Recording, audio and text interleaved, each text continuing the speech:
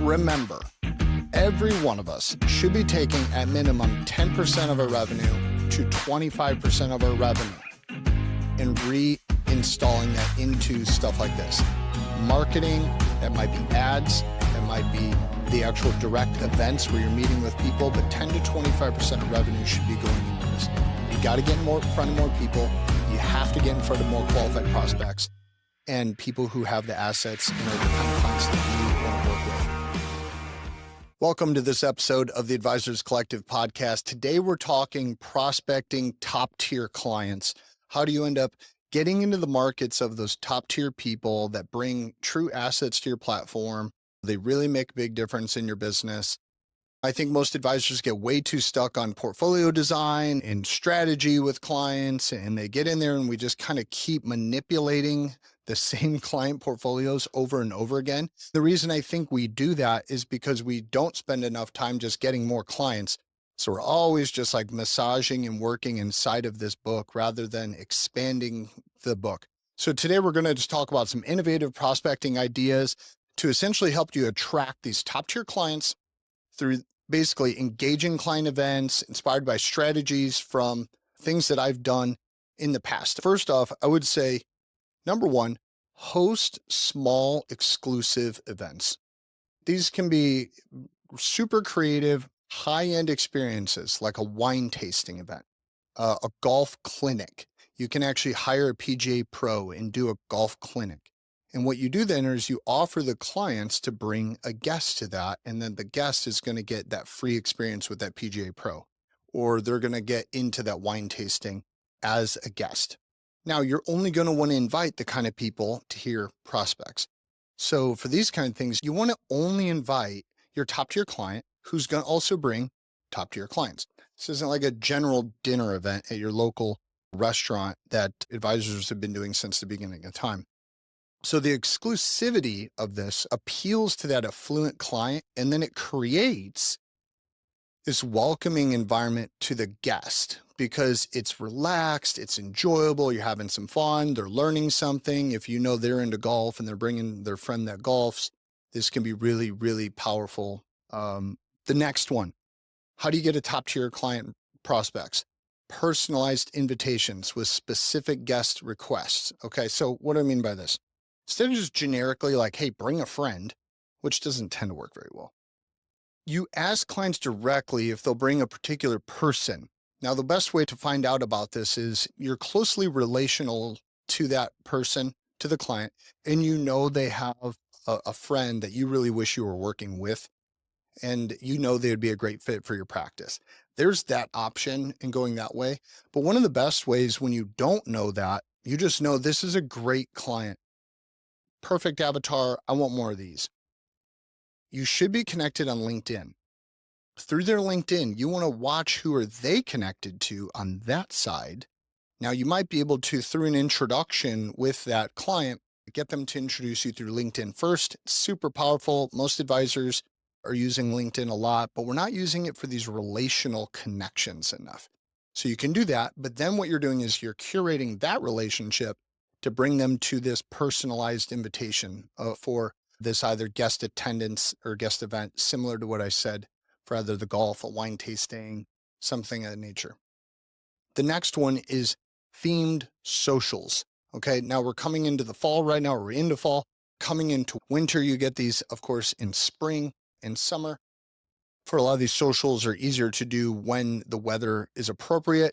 Those of you down south, not going to really change a whole lot. I'm up near Chicago. Winter is not a time that we hang out outside. So use these seasonal gatherings. So like pool parties at your club or your house, country club.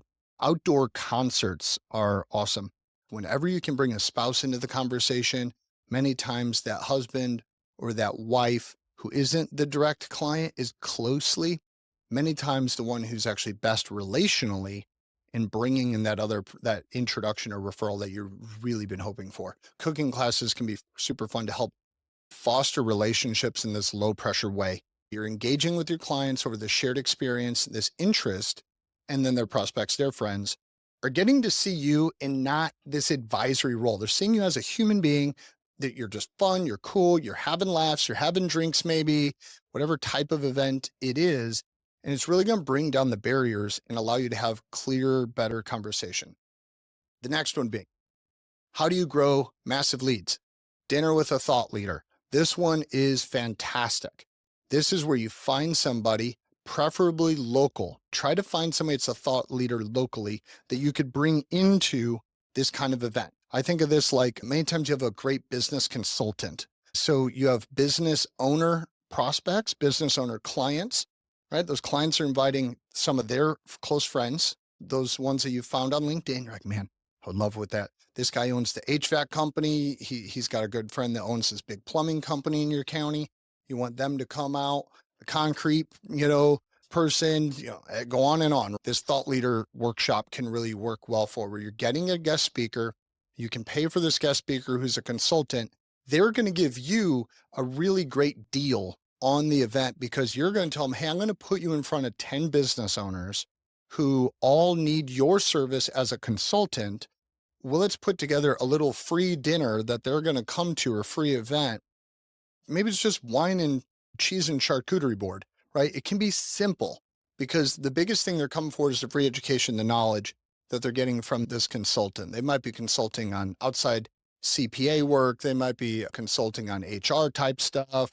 These can really help. They add a lot of value to the conversation, which is why these can be really helpful. You want to add value wherever you humanly possibly can. They want to get in front of the prospects. Just remember that. These consultants, they want to get in front of the prospects. You got to find ways to collaborate. You want to collaborate with somebody so it meshes up and saves you money. They've got a sales opportunity as well. You just want to make sure you're vetting out who that is really, really well, because you need them to treat your clients the way you like your clients to be treated so that it doesn't create any rift, okay?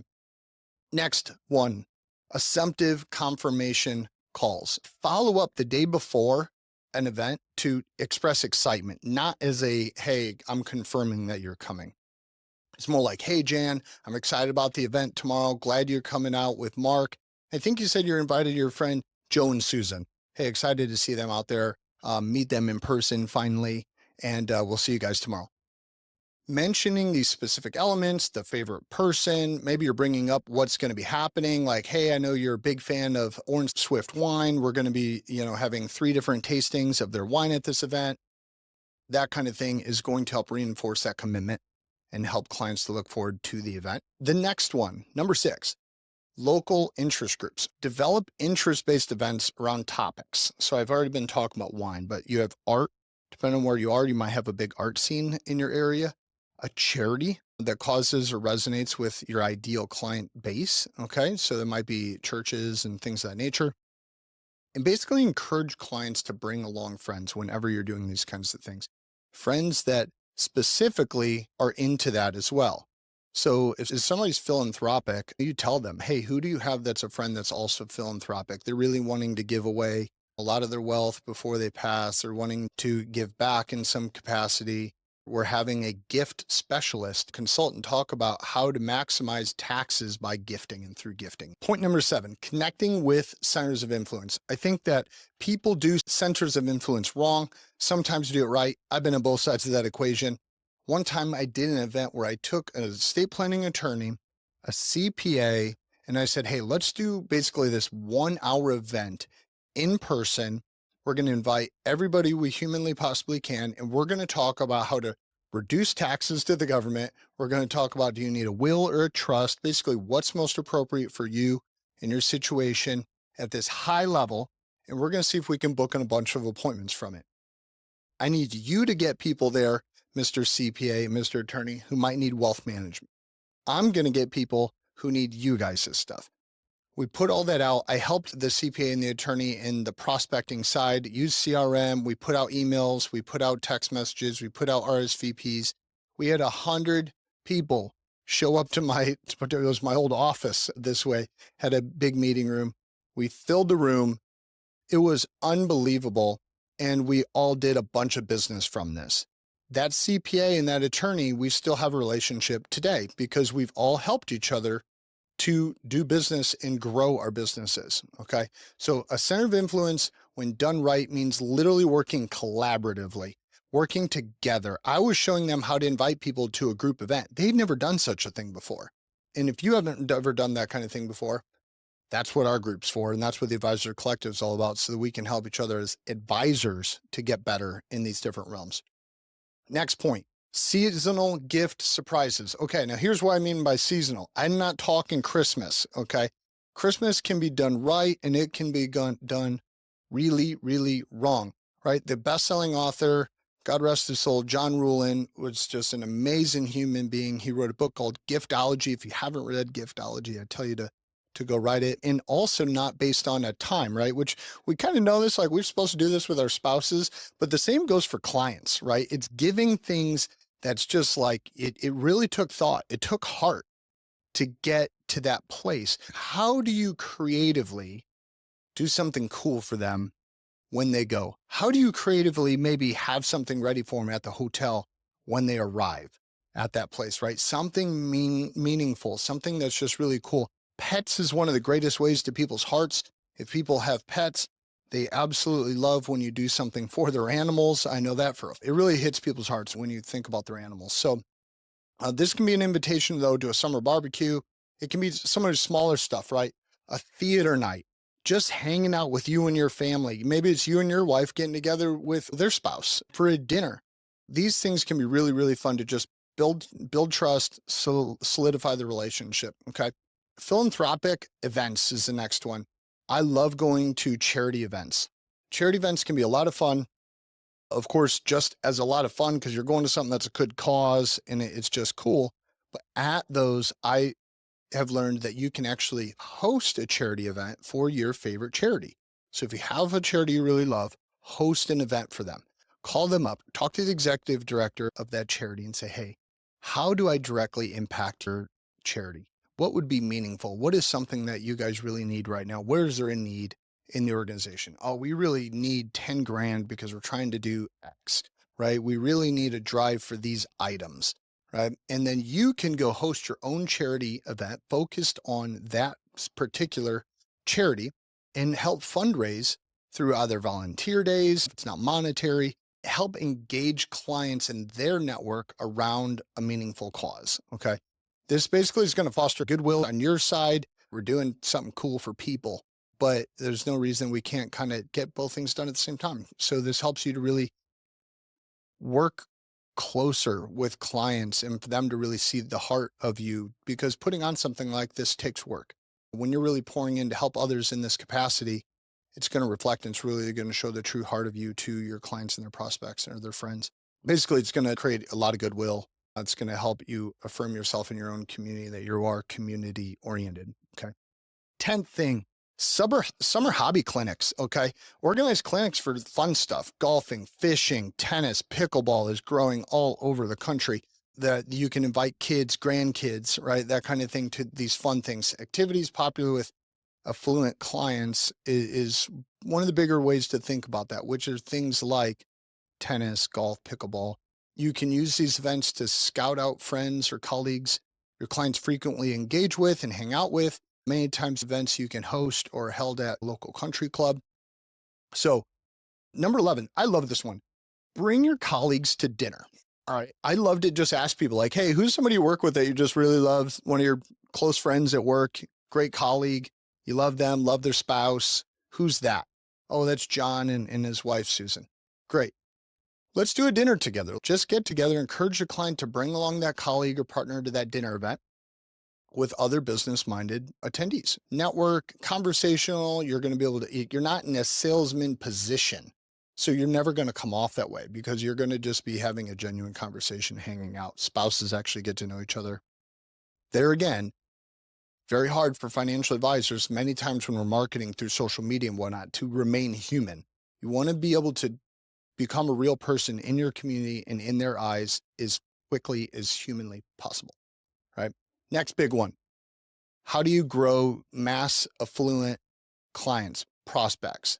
Holiday cooking classes, okay? These are coming up right around the corner. You could put together one of these quite quickly. You could still pull this off. Offer a seasonal cooking class, okay? You could do it for spring and whatnot as well, because like Easter, a lot of times people host for Easter, so you could do a pre-Easter dinner cook-off and essentially helping them around things that they could curate something new that's not the same as they've always cooked every year, year in and year out. So for their clients, their families, same thing. It's interactive, it's memorable, it's fun. People tend to just get a lot of laughs at these kinds of things and just makes things really light. Okay. The next one, personalized thank you with a networking ask. After a successful event, send clients a thank you note. Now, this should be handwritten. You want to get little cards made that have your name, your business on it. If you want, I have ones that just have my name on them. Okay. It's just a real beautiful card, thick stock, has my name on it. I'm going to send that to the clients and thank them for basically coming. I'm going to send that to their friends that they invited and thank them for being there, that I enjoyed whatever specifically happened with that person. The clients are going to be really thankful for it. The prospects are going to be really thankful for it. And in there, ask if they know others who would appreciate future events like what you just did. It's going to help reinforce that connection and subtly invite basically referrals into your life. And the last one, number 14, assumptive follow-up calls post events. Call clients a few days after an event and thank them and ask for feedback. Mention any friends they brought. You should be, immediately after the event, you should be writing down all the names of who was connected to whom in that little spider web so that you don't forget the next day. So mention that to them. The friends that they brought, express interest in connecting with those people and ask for an introduction if you didn't receive those people's contact information. So I'm like, John, hey, could you put me in a 3-way text with Bob? Had a great conversation about wine.